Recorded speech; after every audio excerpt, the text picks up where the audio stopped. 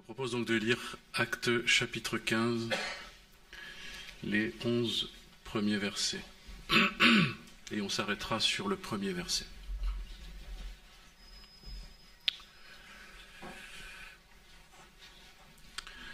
Quelques hommes venus de Judée enseignaient les frères en disant « Si vous n'êtes circoncis selon le rite de Moïse, vous ne pouvez être sauvés. »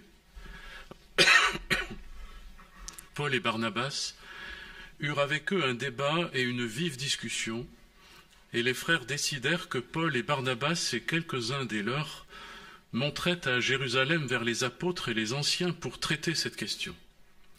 Après avoir été accompagnés par l'Église, ils poursuivirent leur route à travers la Phénicie, la Samarie, racontant la conversion des païens, et ils causèrent une grande joie à tous les frères. Arrivés à Jérusalem, ils furent reçus par l'Église, les apôtres et les anciens, et ils racontèrent tout ce que Dieu avait fait avec eux. Alors quelques-uns du parti des pharisiens qui avaient cru se levèrent en disant qu'il fallait circoncire les païens et exiger l'observation de la loi de Moïse. Les apôtres et les anciens se réunirent pour examiner cette affaire. Une grande discussion s'étant engagée, Pierre se leva et leur dit « Hommes frères, vous savez que dès longtemps Dieu a fait un choix parmi vous, afin que par ma bouche les païens entendent la parole de l'Évangile et qu'ils croient. Et Dieu, qui connaît les cœurs, leur a rendu témoignage en leur donnant le Saint-Esprit comme à nous. Il n'a fait aucune différence entre nous et eux, ayant purifié leur cœur par la foi.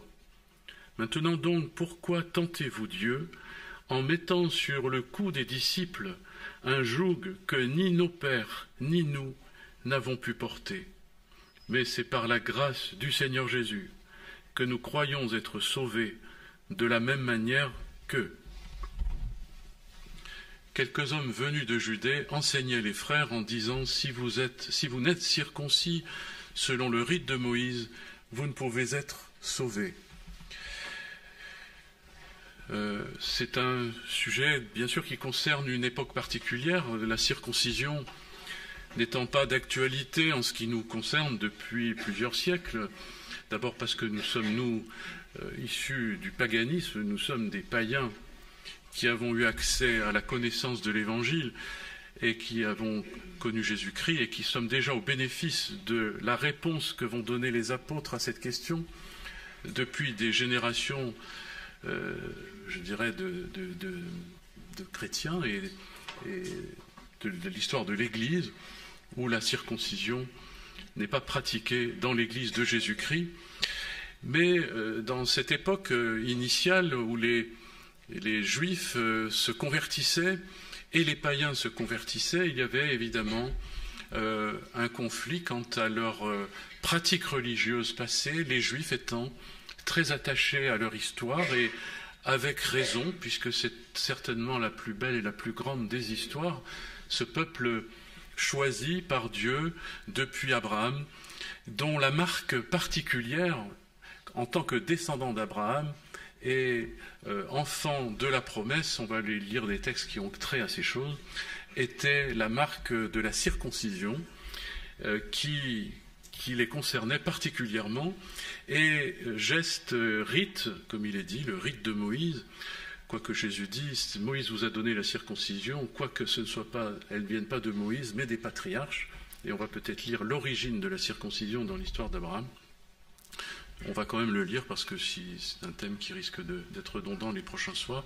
Il faut savoir de quoi il s'agit, pourquoi cette circoncision avait été donnée par Dieu à Abraham et à ses descendants, et aussi pourquoi ces Juifs y tenaient avec une telle intensité, et comment l'apôtre Paul réfute l'importance de la circoncision. On va lire peut-être dans Genèse 17.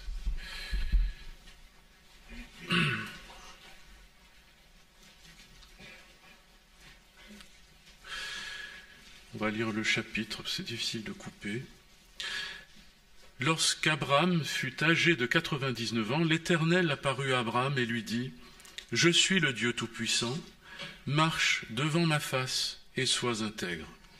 j'établirai mon alliance entre moi et toi, et je te multiplierai à l'extrême. » Abraham tomba sur sa face, et Dieu lui parla en disant, « Voici mon alliance que je fais avec toi, tu deviendras père d'une multitude de nations. On ne t'appellera plus Abram, mais ton nom sera Abraham, car je te rends père d'une multitude de nations. Je te rendrai fécond à l'extrême, je ferai de toi des nations, et des rois sortiront de toi. J'établirai mon alliance entre moi et toi et tes descendants après toi selon leur génération. Ce sera une alliance perpétuelle en vertu de laquelle je serai ton Dieu, celui de ta postérité après toi.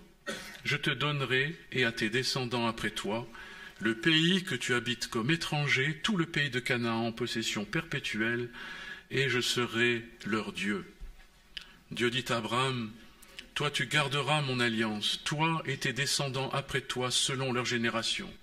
C'est ici mon alliance que vous garderez entre moi et vous, et ta postérité après toi, tout mâle parmi vous sera circoncis. » Voilà donc le symbole, le signe, le rite qui souligne cette alliance avec Abraham et sa descendance. Vous vous circoncirez, ce sera un signe d'alliance entre moi et vous. À l'âge de 8 jours, tout mâle parmi vous sera circoncis. Alors il paraît que des médecins se sont penchés sur la question et il paraît qu'à l'âge de 8 jours, le bébé a un taux de coagulation le plus grand qui permet de faire une circoncision qui ne soit pas trop hémorragique. Voilà. Enfin voilà, ça c'est la petite histoire en passant. Selon vos générations, qu'il soit né dans la maison ou qu'il soit acquis à prix d'argent, de tout fils d'étranger sans appartenir à ta race. On devra circoncire celui qui est né dans la maison, celui qui est acquis à prix d'argent, et mon alliance sera dans votre chair une alliance perpétuelle. Un mâle incirconcis qui n'aura pas été circoncis dans sa chair sera exterminé du milieu de son peuple, il aura violé mon alliance. Dieu dit à Abraham, « Tu donneras plus à Sarai, ta femme, le nom de Sarai, mais son nom sera Sarah. Je la bénirai, je te donnerai d'elle un fils. Je la bénirai, elle deviendra des nations, des rois de peuples sortiront d'elle. » Abraham tomba sur sa face. Il rit et dit en son cœur, « Naîtrait-il un fils à un homme de 100 ans, et Sarah, âgée de 90 ans, enfanterait-elle » Et Abraham dit à Dieu, « Oh, qu'Ismaël vive devant ta face !» Dieu dit, « Certainement Sarah, ta femme, t'enfantera un fils. Tu l'appelleras du nom d'Isaac. J'établirai mon alliance avec lui comme une alliance perpétuelle pour sa postérité après lui. À l'égard d'Ismaël, je t'ai exaucé, voici je le bénirai, je le rendrai fécond, je le multiplierai à l'extrême, il engendrera 12 princes et je ferai de lui une grande nation. J'établirai mon alliance avec Isaac, que Sarah t'enfantera, à cette époque-ci de l'année prochaine. » Lorsqu'il eut achevé de lui parler, Dieu s'éleva au-dessus d'Abraham. Abraham prit Ismaël son fils, tous ceux qui étaient nés dans sa maison, tous ceux qu'il avait acquis à prix d'argent, tous les mâles parmi les gens de la maison d'Abraham. Il les circoncit ce même jour, selon l'ordre que Dieu lui avait donné. Abraham était âgé de 99 ans lorsqu'il fut circoncis. Ismaël, son fils, était âgé de 13 ans lorsqu'il fut circoncis. Ce même jour, Abraham fut circoncis ainsi qu'Ismaël, son fils. Et tous les gens de sa maison, nés dans sa maison, ou acquis à prix d'argent des étrangers, furent circoncis avec lui. Donc ici, voyons que cette circoncision, Abraham l'a acceptée en reconnaissant et non sans mal cette promesse qu'il aurait un fils, Isaac, de la part de Dieu. Il a déjà Ismaël, mais il n'a pas encore Isaac. Et Dieu traite cette alliance avec lui, et par avance avec Isaac plus tard, marqué par cette circoncision. Et quoique Abraham semble douter et dire que Ismaël vive, eh bien il va quand même obéir, et il va faire cette circoncision qui est une preuve de sa foi, de sa confiance dans Dieu, de l'acceptation que Dieu allait faire un miracle par sa promesse. Il avait promis ce fils de la femme de 90 ans et non pas de sa servante qui était jeune et qui lui a engendré Ismaël. Il a eu 2 fils, Abraham, il en a eu un de celle qui était capable d'enfanter. Ça a été c'est l'image dans le Nouveau Testament de Agar qui enfante pour l'esclavage, qui est le fruit de la capacité de l'homme à faire quelque chose même pour Dieu, et qui s'appuie sur lui-même pour accomplir l'œuvre de Dieu. Et Dieu ne voulait pas de ça. Il voulait un peuple qui dépende de lui par la foi, et c'est ainsi que Abraham a accepté, a cru et a manifesté sa foi par la circoncision en obéissant à Dieu, en entrant dans cette alliance qui est une alliance fondée sur une promesse de Dieu qui va faire quelque chose de totalement impossible à l'homme, c'est de faire engendrer une femme qui ne pourrait plus le faire, ni même lui, au point qu'il en a ri. C'est-à-dire c'était tellement impossible, c'était ridicule. Voilà. Eh bien, ce qui est ridicule, Dieu l'a fait. Ça a été accepté là par Abraham et ça lui a été compté comme justice. Et la circoncision, on va le lire dans les épîtres aux Romains, a été le témoignage, ce sceau de la justice obtenue par la foi. On va lire dans Romains 4.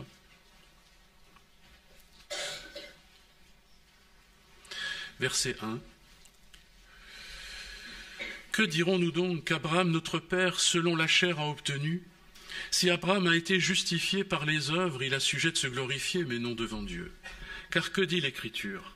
Abraham crut à Dieu, et cela lui fut imputé à justice. À celui qui fait une œuvre, le salaire est imputé, non comme une grâce, mais comme une chose due. À celui qui ne fait point d'œuvre, mais qui croit en celui qui justifie l'impie, sa foi lui est imputée à justice. Et de même, David exprime le bonheur de l'homme à qui Dieu impute la justice sans les œuvres. Heureux ceux dont les iniquités sont pardonnées et dont les péchés sont couverts. Heureux l'homme à qui le Seigneur n'impute pas son péché. Ce bonheur n'est-il que pour les circoncis ou est-il également pour les incirconcis? Car nous disons que la foi fut imputée à justice Abraham. Quand donc lui fut-elle imputée? Est-ce après ou avant sa circoncision? Il n'était pas encore circoncis, il était incirconcis.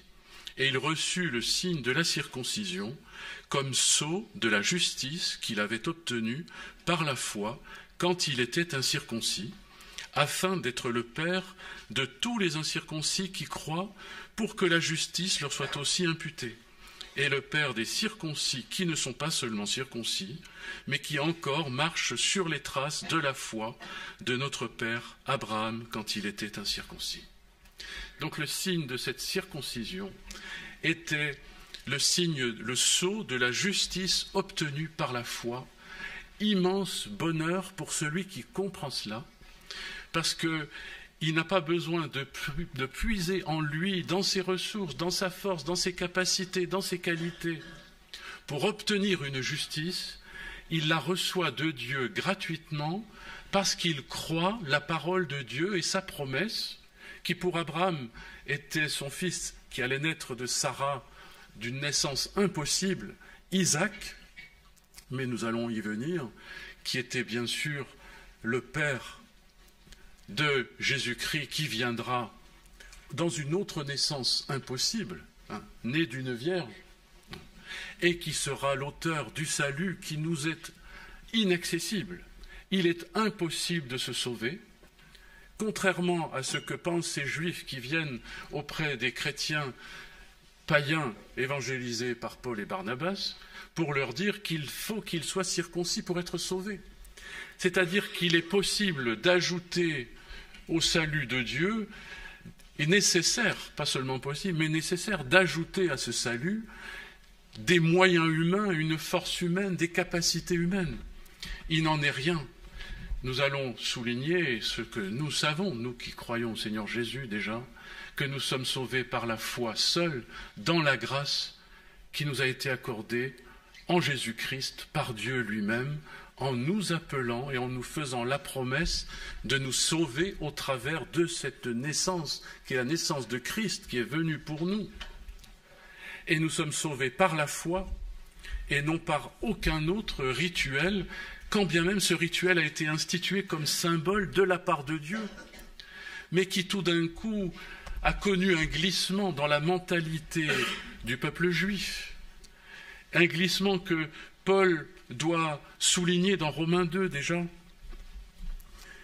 Il dit dans Romains 2, 25, « La circoncision est utile si tu mets en pratique la loi, mais si tu transgresses la loi, ta circoncision devient incirconcision. Si donc l'incirconcis observe les ordonnances de la loi, son incirconcision ne sera-t-elle pas tenue pour circoncision ? L'incirconcis de nature qui accomplit la loi ne te condamnera-t-il pas, toi qui la transgresses, tout en ayant la lettre de la loi et la circoncision ? Le juif, ce n'est pas celui qui en a les apparences. La circoncision, ce n'est pas celle qui est visible dans la chair. Le juif, c'est celui qui l'est intérieurement. La circoncision, c'est celle du cœur, selon l'esprit, non selon la lettre. La louange de ce juif ne vient pas des hommes, mais de Dieu. » C'est-à-dire le glissement, c'est que petit à petit, le peuple s'est satisfait du rite, s'est satisfait de la marque extérieure et se sentait appartenir au peuple de la promesse par cette marque sans en remplir la condition. Et le sens, la marque avait un sens, elle a perdu le sens. Et le sens, c'était d'appartenir à Dieu par la foi, en étant sauvé par lui, et de manifester ce salut par une obéissance à la loi, en étant du côté de Dieu, en appliquant à notre vie sa parole, dans une obéissance à sa parole, à sa loi, comme Abraham a obéi à la parole que Dieu lui a donnée, tu te feras circoncire. Il a accepté, il s'est soumis, il a obéi, sa foi s'est manifestée dans l'obéissance. Mais si le peuple commence à s'intéresser, je dirais, qu'à la marque extérieure, qu'à l'apparence de sa piété, et oublie la réalité, de telle sorte que le circoncis qui se glorifie de la circoncision est comme un païen parce qu'il désobéit à la loi de Dieu, il fait le contraire de ce que Dieu veut, sa circoncision ne peut être tenue comme valable pour dire « je suis du bon côté ». Et de même l'incirconcis, dit Paul, qui remplit tout ce qui correspond à ce que Dieu attend, parce qu'il croit en Dieu, parce qu'il craint Dieu, parce qu'il respecte sa parole, eh bien celui-là sera plus juste en étant incirconcis que celui qui en a le signe extérieur. Alors nous n'avons pas, nous, de difficulté avec la question de la circoncision, puisque ce n'est pas un signe extérieur que nous perpétrons, mais il y a d'autres signes extérieurs, et il est parlé même de l'apparence de la piété dans la parole. Ils ont l'apparence de la piété, mais renient ce qui en fait la force. Et il y a un grand danger qui est un danger fondamentalement religieux. C'est celui de se contenter des apparences, de se sentir appartenir, je dirais, au peuple qui est du bon côté, le peuple juif, ou peut-être le peuple chrétien maintenant, mais simplement parce que, grâce à quelques symboles extérieurs, peut-être parce que je porte une croix à ma chemise, ou parce que je me suis fait baptiser, ou je ne sais quoi, ou parce que je suis de telle famille, ou parce que je suis de telle église, donc je me rassure en relation avec des symboles, avec des étiquettes. Quand j'étais jeune, il y avait une publicité comme ça de ravioli qui disait « ce qui compte, c'est pas l'étiquette qui est sur la boîte, c'est ce qui est dedans ». Et je sais que j'avais témoigné de ça, ça m'avait touché parce que j'avais fait le rapport justement à cette question. C'est pas l'étiquette qui compte, c'est ce qui est dedans. Et le Seigneur nous dit la même chose. Parce que s'attacher au symbole, s'attacher au rite, dont les hommes se contentent très fréquemment. Je suis baptisé, je suis membre d'église, je suis enregistré dans la paroisse, etc., etc. Dans certaines paroisses même, on a son nom, les familles les plus honorables ont leur nom sur les chaises, même si les chaises sont vides. Ils sont inscrits sur la chaise de l'église, donc et sur le registre, et c'est parfait. Et on voit que tout ça, c'est un grand mensonge, ça attriste le Seigneur, parce que Dieu ne nous a pas appelés pour ça. Il nous a appelés pour que nous vivions la réalité de notre appartenance dans la plénitude d'un cœur rempli de sa présence par la foi et par l'amour, dans l'obéissance à sa parole. Dieu ne se contente pas de l'apparence. Et l'apparence est dangereuse. Les symboles, les rites sont dangereux dès lors qu'il n'y a plus derrière de réalité et qu'ils sont vides. C'est dangereux le vide. Le vide est vite rempli et contaminé par la puissance de la mort et par les esprits mauvais. Il faut savoir que c'est parce que les rites sont vides qu'ils sont souvent des manifestations des démons et des actions par lesquelles on se lie plus à des démons qu'à Dieu. Parce que le rite a été vidé de son sens. Le rite et le symbole n'a plus de signification réelle et qu'on s'attache au symbole comme à une image et on devient des idolâtres. C'est comme ça que les plus beaux symboles, même le serpent d'airain que Dieu avait donné dans le désert, est devenu une idole pour le peuple alors que Dieu l'avait donné pour marquer un acte de foi, mais finalement on s'est attaché au symbole plus qu'à Dieu. On s'attache plus à son signe de croix qu'à Dieu. On s'attache plus au geste, au rite, et on fait confiance au rite en lui-même, on fait confiance au geste, on fait confiance à la tradition, on fait confiance à des choses extérieures. Mais il n'y a pas de réalité, de véritable foi, de véritable connaissance, de véritable communion, de véritable attachement à la personne de Dieu. Et c'est terrible de remplacer la personne même du Seigneur, le Dieu de gloire, devant lequel Abraham se prosterne dès que Dieu lui parle. Et donc il est dit, Dieu l'Éternel s'éleva au-dessus d'Abraham, et Abraham obéit.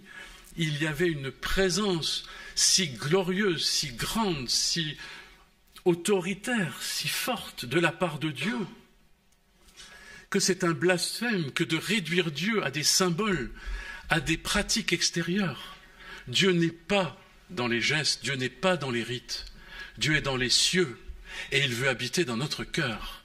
Et c'est pourquoi l'homme religieux qui se contente d'un rituel, et c'est très vite dans nos cœurs, est quelqu'un qui se met en danger et qui falsifie la parole, qui introduit un mensonge, qui introduit, à cause de la vacuité du symbole, de son vide, il introduit, dans le vide s'introduit la mort.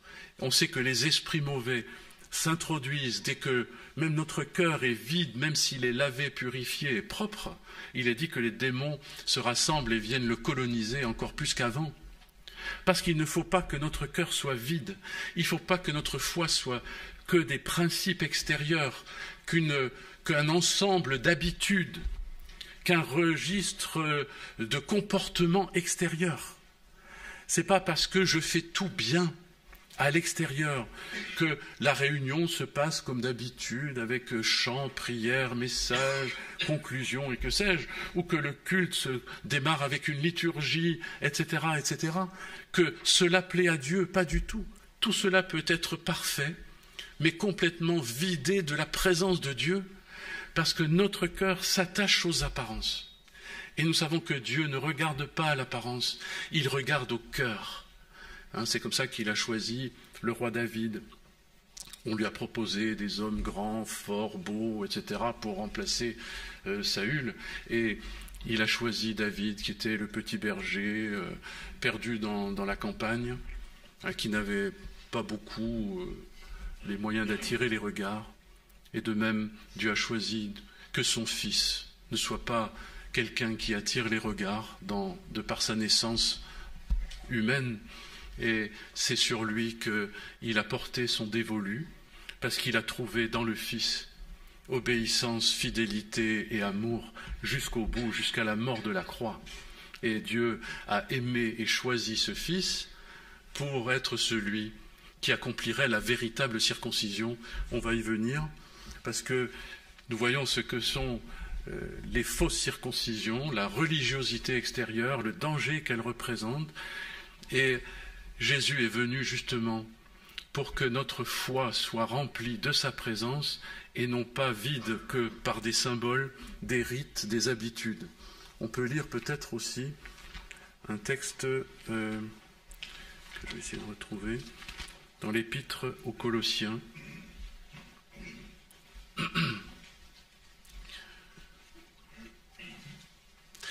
Chapitre 2, verset 8. Prenez garde que personne ne fasse de vous sa proie par la philosophie, par une vaine tromperie, s'appuyant sur la tradition des hommes, sur les principes élémentaires du monde, et non sur Christ. Donc on voit que les traditions, il y a bien sûr la circoncision, mais il y a tant de traditions. Et tout peut devenir tradition. Les meilleures choses. La circoncision n'était pas une tradition, c'était un rite, certes, qu'il fallait perpétrer, mais qui était symbolique de quelque chose de vrai, mais le sens s'est perdu et on a juste conservé l'image. Et ces choses sont terribles parce qu'elles se répètent tout le temps dans nos vies, parce qu'on aime les images. Et ce peuple d'ailleurs qui a perdu le sens de la circoncision, qui l'a vidé de son sens et qui a perdu cette dépendance de Dieu par la foi, eh bien ce peuple qui pourtant était choisi par Dieu, ce peuple, Dieu va lui envoyer la loi, qui va intervenir 400 ans après Moïse. Parce que c'était effectivement un peuple qui aurait été sauvé par l'appel de Dieu, c'était le peuple de la promesse. Et la loi va intervenir 400 ans après, pour montrer quoi? Eh bien que même sa circoncision était inutile, parce que la loi la rendait sans force, parce que la loi a enfermé les hommes dans le péché, dans le mal, pour montrer leur perdition à tous. On le voit, je vais faire les textes au fur et à mesure, mais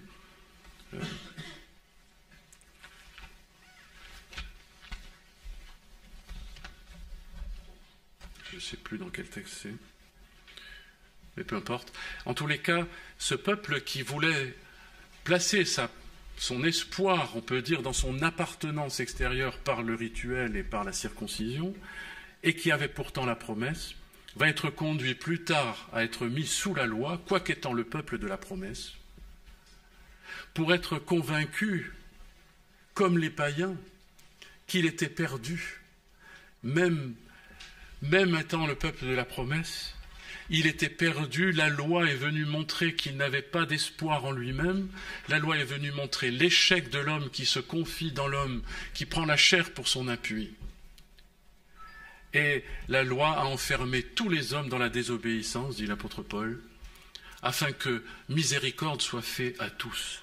Donc que ce soit le juif circoncis ou le païen incirconcis, tous sont enfermés dans la désobéissance, afin d'être désespérés d'eux-mêmes pour n'avoir d'espoir que dans le secours gratuit de Dieu, dans l'intervention surnaturelle de Dieu qui s'est manifestée en Jésus-Christ. Et c'est ce que je veux lire là dans ce texte de Colossiens, un peu plus loin, verset 9, chapitre 2. « Car en lui habite corporellement toute la plénitude de la divinité. Vous avez tout pleinement en lui, qui est le chef de toute domination et de toute autorité. C'est en lui que vous avez été circoncis d'une circoncision que la main n'a pas faite, mais de la circoncision de Christ, qui consiste dans le dépouillement du corps de la chair. Ayant été ensevelis avec lui par le baptême, vous êtes aussi ressuscités en lui et avec lui par la foi en la puissance de Dieu, qui l'a ressuscité des morts. Vous qui étiez morts par vos offenses, par l'incirconcision de votre chair, il vous a rendus à la vie avec lui en nous faisant grâce pour toutes nos offenses. » La circoncision n'a de valeur que si on met en pratique la loi.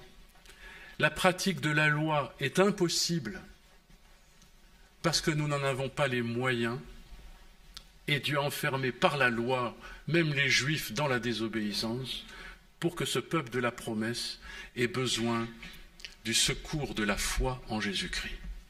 Il a envoyé le Fils qui a accompli la vraie circoncision, celle qui s'est accompagnée de l'obéissance à Dieu et à toute la volonté de Dieu. Lui seul a été agréable au Père et a accepté cette circoncision que la main n'a pas faite, qui est la circoncision de Christ, en mourant à la croix pour nous. La circoncision du Seigneur Jésus, c'est cette mort de la chair, cette mort à soi-même, ce désespoir quant à nous, à pouvoir faire quelque chose de bien qui plaise à Dieu. Et je me souviens, juste un exemple qui m'arrive en tête, lorsque je me suis rendu compte qu'étant chrétien, il fallait que je témoigne de l'Évangile à mes collègues, etc., et que je n'y arrivais pas, je me suis un soir allongé sur mon lit d'étudiant à bout de force et j'ai dit « Seigneur, je n'arrive pas à rendre témoignage de toi, pourtant tu me le demandes. » Et la pensée qui est venue dans mon cœur, c'est la conclusion à laquelle je veux que tu arrives. Tu n'y arrives pas. Je te demande quelque chose, mais tu n'y arriveras pas. Et j'étais comme étant stupéfait, mais en même temps plein d'espoir parce que je me suis dit « Mais Seigneur, c'est vrai que j'y arrive pas parce que c'est toi qui veux le faire. C'est toi qui veux agir. » Et le désespoir qu'a amené l'exigence de la parole de Dieu, qui me demandait de faire quelque chose que je n'arrivais pas à faire, m'a écrasé, mais m'a conduit à Christ. C'est dans ce sens qu'il est dit, je crois aux Galates, que la loi est comme un pédagogue qui nous amène à Christ, c'est-à-dire qui nous conduit par le désespoir qu'elle amène en nous, par la condamnation qu'elle montre à nos propres yeux de nous-mêmes, par le dégoût que l'on a de soi. C'est important d'être dégoûté de soi. Tu te prendras toi-même en dégoût. On chante ce texte d'Ézéchiel, je crois, 35, 36. Tu te prendras toi-même en dégoût, mais je mettrai mon esprit en toi, dans ton cœur. Et en fait, c'est ce dégoût, ce désespoir qui fait que j'ai beau avoir fait les rites qu'il faut, j'ai beau vouloir obéir à la parole, je n'y parviens pas, je suis à mes limites, je ne peux plus, je n'y arrive pas. C'est l'échec nécessaire à vivre dans notre chair. Et c'est cet échec accepté qui est la circoncision, qui est la crucifixion. Nous ne sommes pas crucifiés avec Christ parce que nous rebondissons pour faire ce que nous pensons que Dieu attend de nous et dont il sait très bien que nous n'en sommes pas capables. Il nous amène dans cet échec et accepter la circoncision de Christ, c'est accepter cette douleur de la croix dans notre âme. Je suis perdu, je suis condamné. La croix est un lieu de condamnation, de mise à mort. Je suis condamné en Jésus-Christ. Et la circoncision, à ce sens-là, pour moi aujourd'hui, c'est le signe de mon échec. Et le seul espoir est celui de la foi. Et l'échec m'amène à connaître Jésus. Et Dieu va me révéler Christ, cette étoile du matin qui va se lever dans l'obscurité de mon cœur. Parce que je ne vois plus clair, parce que je ne comprends plus rien, parce que je n'arrive pas, parce que je suis culpabilisé, parce que j'ai un doute permanent. On est, si on est honnête et sincère, dans une sorte de trouble fréquent dans notre vie intérieure. Contrairement à ceux qui se réfèrent au rituel et à la pratique de quelques commandements, qui sélectionnent en général ceux à qui ils arrivent à obéir. Nous aimons la netteté des rituels. Nous aimons la netteté des formes et des apparences. Il y a quelque chose de très net. Quelqu'un qui est circoncis, il est circoncis. Donc il est bien, c'est un juif, il est circoncis, c'est clair et net. Nous aimons la netteté apparente. Mais Dieu ne voit pas de netteté là-dedans. Parce que nous voyons qu'on peut avoir le contraire en ayant l'apparence extérieure. Et nous aimons, nous, cette fausse lumière de quelque chose qui paraît clair et net parce que, voilà, je me suis fait baptiser, donc c'est clair et net, je suis de l'Église, c'est clair et net, etc. Non, c'est pas...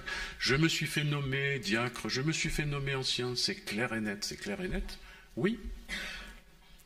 Mais c'est pas parce que j'ai l'étiquette que je ne vais pas être mis en permanence à l'épreuve pour savoir si je corresponds à l'étiquette, puisqu'il est dit, mettez à l'épreuve les diacres, etc., pour voir s'ils correspondent et si leur étiquette a de l'épaisseur, parce qu'elle a une réalité dans leur vécu, sans quoi c'est un mensonge.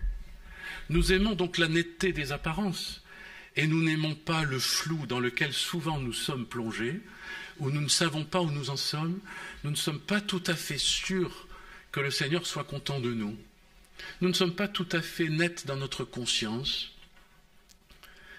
Et c'est dans cette obscurité-là que l'étoile du matin veut se lever.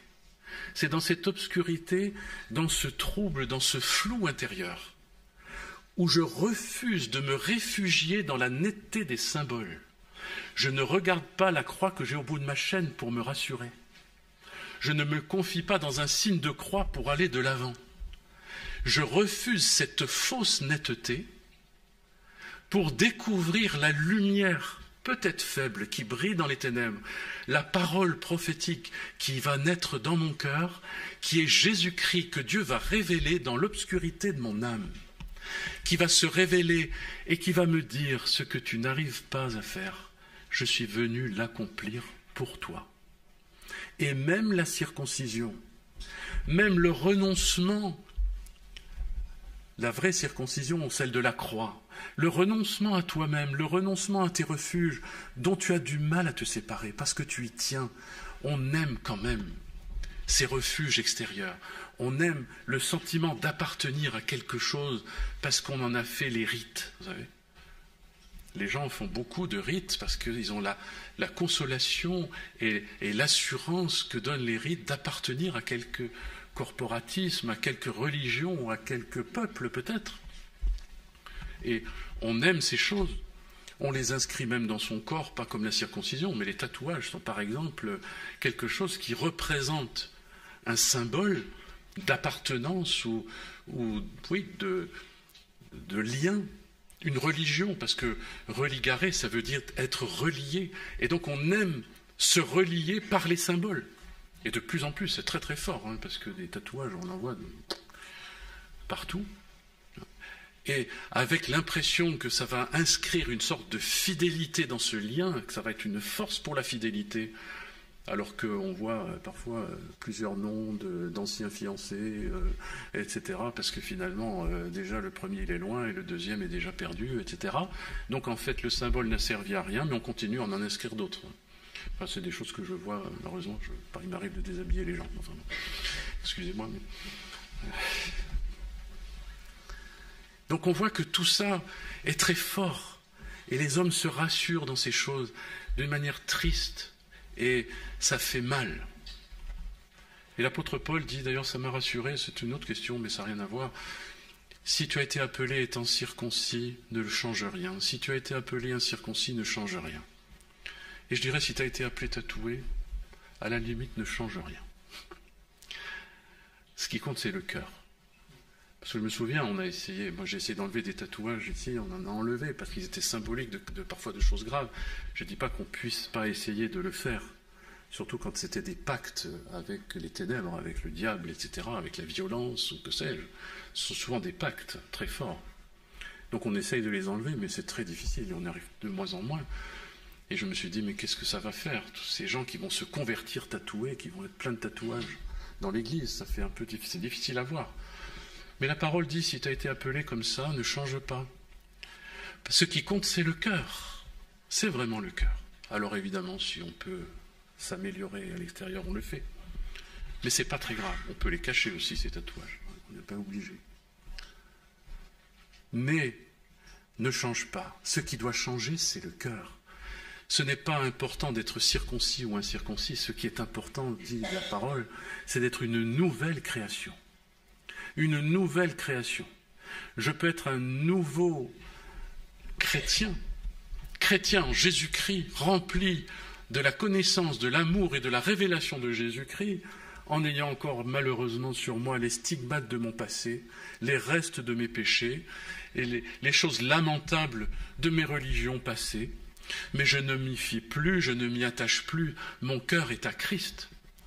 Et j'accepte donc, dans les moments de désespoir, de ne plus me réfugier dans ces choses, de ne plus regarder mes tatouages, de ne plus regarder mes symboles, etc. Mais de regarder à Christ. Et Christ va me montrer qu'il s'est fait circoncire pour moi. Je deviens enfant de la promesse à mon tour, parce que par la foi, je saisis Jésus-Christ qui s'est fait circoncire de la bonne manière, qui est mort pour moi à la croix, qui a mis à mort la chair avec tout l'espoir que j'y plaçais, qui a mis à mort ma chair avec toutes les qualités dans lesquelles je me confiais, pas seulement mes péchés, mais aussi mes qualités. Tout ce que je pensais être bien, tout ce que je pensais être juste, je dirais même les choses qui me rassuraient dans mon église, dans ma famille, dans ces choses qui étaient pour moi des repères, et que je perds, parce que le Seigneur me les enlève.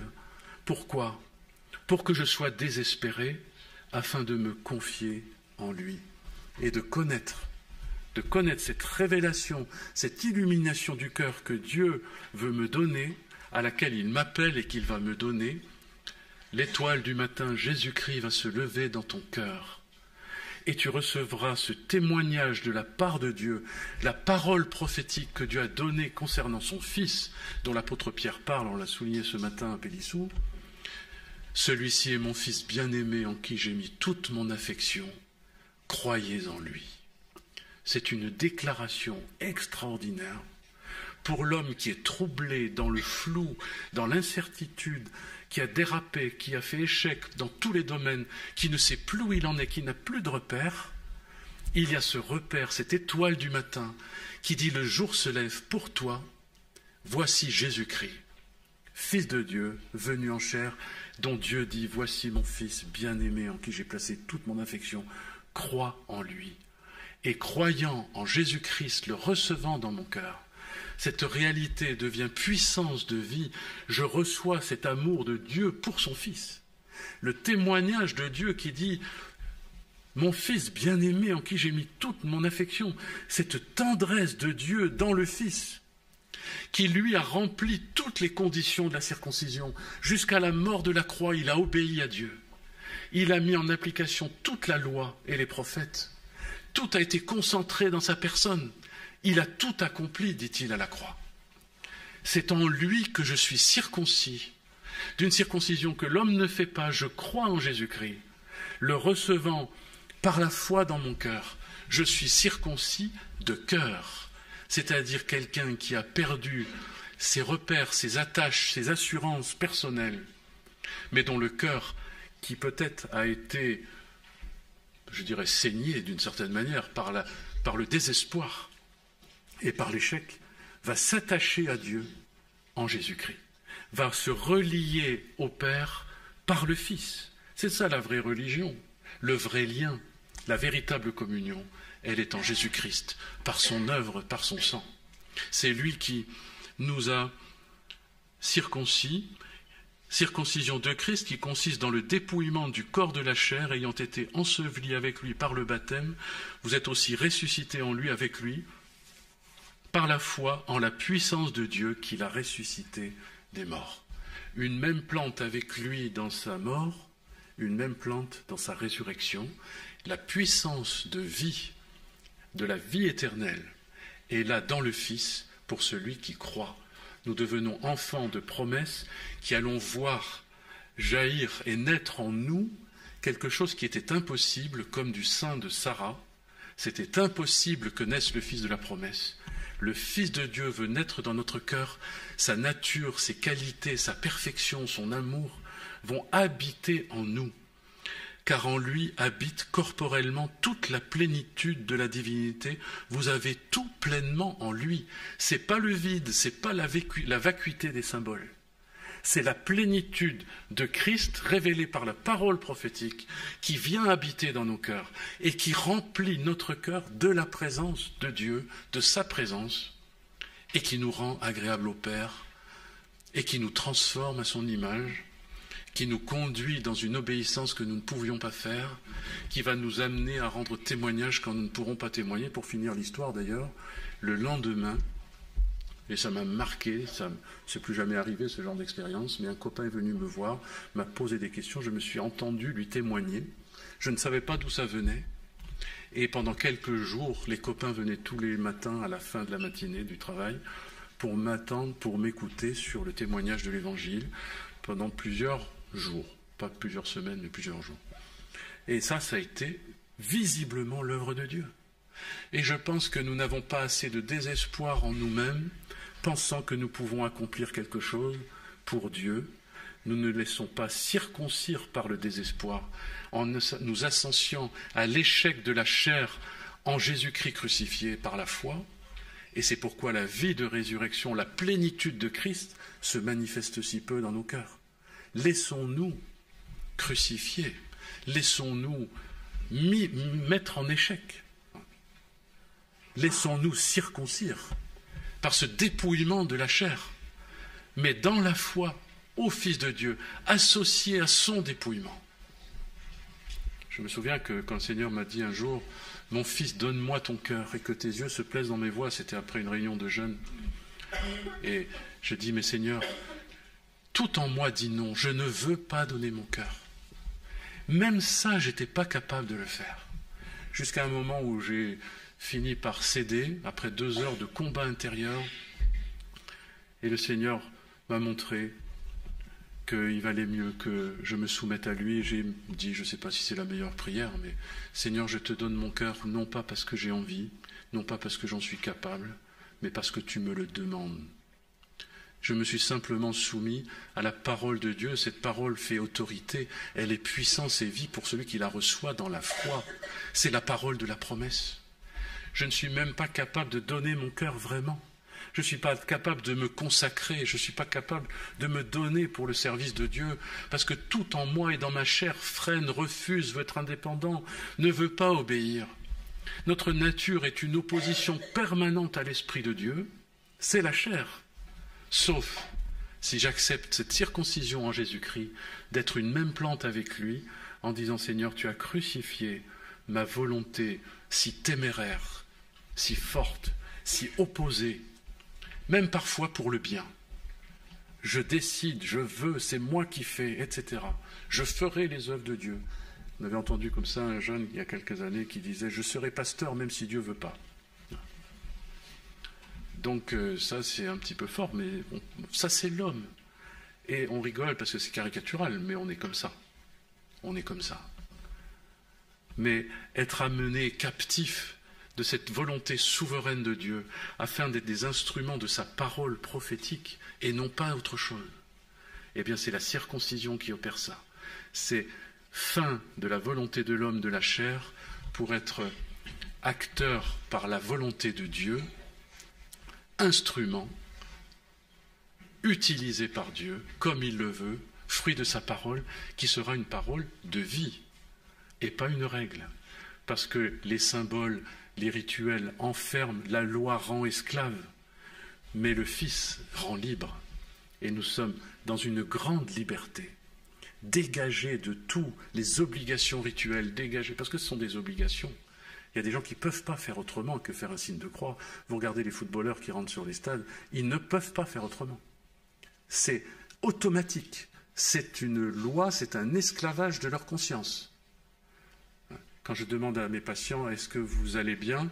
Ils touchent du bois. Ils n'ont encore pas répondu qu'ils ont déjà touché du bois. C'est-à-dire c'est un rite de conjuration contre la maladie qui les a emparés avant même qu'ils aient réfléchi. Ce sont des choses qui sont des liens profonds, des esclavages. Nous sommes esclaves de nos rituels, nous sommes esclaves. Il y a des gens qui sont obligés de faire toutes sortes de rituels avant de commencer quelque chose de difficile, parfois des choses très étranges, etc., etc. Ce sont des esclavages. Mais Christ nous rend libres. Il n'y a pas besoin de faire des génuflexions, il n'y a pas besoin de faire des signes de croix, il n'y a pas besoin de signer le registre de la paroisse. Le Seigneur nous connaît, nous lui appartenons. Pourquoi? Parce que nous avons cru dans le Fils qui nous a offert au Père. Nous sommes en lui, dans son sacrifice, et nous sommes de ceux qui appartenons au Seigneur. Et ainsi la vie et la liberté remplissent notre cœur. Que le Seigneur nous permette de connaître cette vie de plénitude et de liberté en lui. Nous voulons prier pour terminer.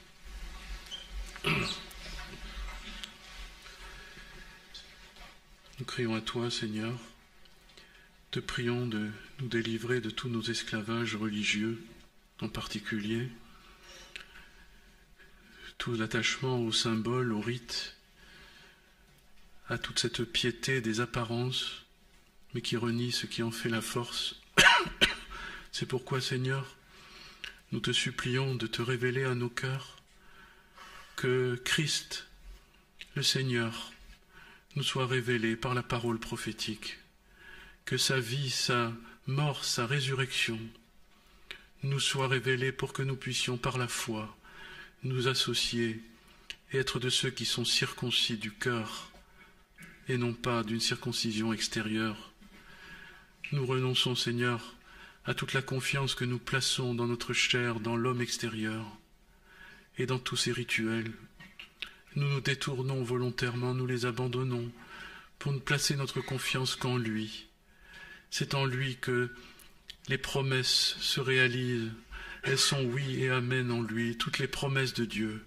Les promesses faites à Abraham, à nos pères, aux prophètes et aux apôtres, sont réalisées en Jésus-Christ. C'est pourquoi cette parole prophétique, nous la recevons dans notre cœur, afin que l'étoile du matin se lève en nous et que le jour vienne apparaître, que Christ habite dans nos cœurs par la foi, dans sa plénitude. S'il te plaît, Seigneur, fais-le pour ta gloire. Au nom de Jésus. Amen.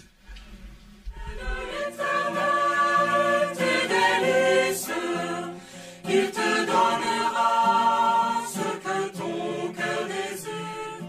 Remets-lui ton sort, il te soutiendra. Espérez, il agira. Il fera paraître ta justice, ainsi que ton droit, comme brille le soleil. Remets-lui ton sort, il te soutiendra. Espérez, il agira. Devant ton Dieu l'Éternel, toi garde le silence, mais